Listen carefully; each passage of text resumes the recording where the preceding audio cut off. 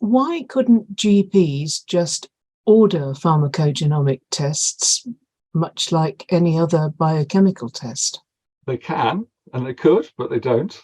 And part of the issue is, when you look at the literature, which again was what we've done, the patient concerns are, well, are you going to tell me who my dad is? Are you going to tell me what my life expectancy is? Are you going to tell me what disease I've got coming down the road? And they have all these concerns. And you can't just take DNA for someone in the same way you take blood. Although when you're taking blood, you are taking DNA. You're not taking it to analyze the DNA. You're taking it for the reasons. And so, when you've got a patient in front of you saying, I need to take your DNA, there's all these concerns in their heads that you've got to overcome before you can actually take the DNA. You must, get proper informed consent, not written, but verbal, so the patient knows. And one of the interesting things is patients from deprived areas are very often worried about this information going to the police, for instance. Are worried about them being used to solve crimes and then being implicated on a national database. So there's all these things we've got to think about as healthcare professionals so that we can reassure the patient that the bit DNA we're taking are these few little bits here, and all they'll tell us about is their medicines and nothing else. And similarly, that data will be secure.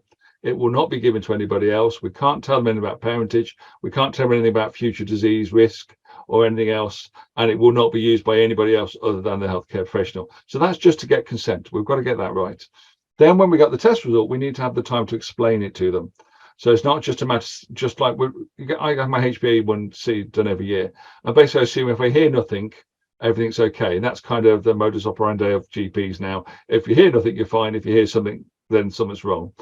With your DNA test, if it's negative and there's no change, we still need to tell the patient that. And we still need to talk about those other medicines. But the reason we tell the patient, there's evidence it improves patient adherence. If they think the medicine is individualized to them and is safe and appropriate for them, there's increasing evidence they're more likely to take it. I mean, it's not going to resolve the non-adherence problem that we have, but it'll make a good contribution. So if you want to get the most out of the test, you communicate it at the start, you communicate it at the end, and then you make sure that the right changes are made to the therapy and the patient's expectations are managed through the process. And I have to say, our experience is that patients were a little upset when they found it said they were okay, and yet they still had side effects because their expectations hadn't been managed. So all of that takes time and effort, and someone's got to take responsibility for it. And the GPs, that's not a priority. That's not a time. And if they have to do 5 tests before they get one that's useful, they just won't do 5 tests. So what they need to be able to do is say, look, go to your doctor, go to your pharmacist, ask for a test, let them talk to you about it, and they can give me the result and discuss it if need be. If not, they'll just discuss it with you. So it's something ideally we can fit into the new medicine service. This would fit perfectly into there. So it's something we're already used to doing, but just gives us that extra piece of information. I see the point. Now, are there any other people's experiences that we can learn from? For example, are there community pharmacies in other countries that are operating pharmacogenomic services? So well, obviously there's the Holland experience where it seems to be going well. I don't think all patients getting it could get it, but there is definitely a head of steam in Holland about doctors and pharmacists working together. In Norway, I know full well that it's just led by doctors and basically doesn't happen or didn't happen the last time I was there to any great extent.